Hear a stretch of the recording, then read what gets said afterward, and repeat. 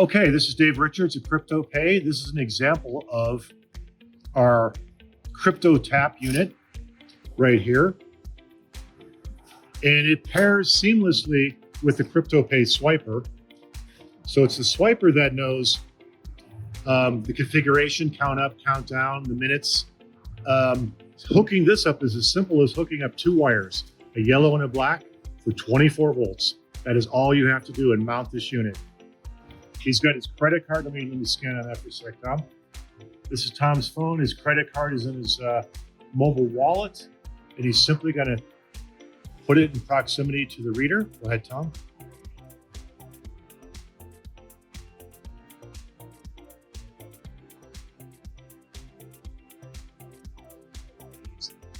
It's such quick verification. So you can see we're counting time, and we're running the bay.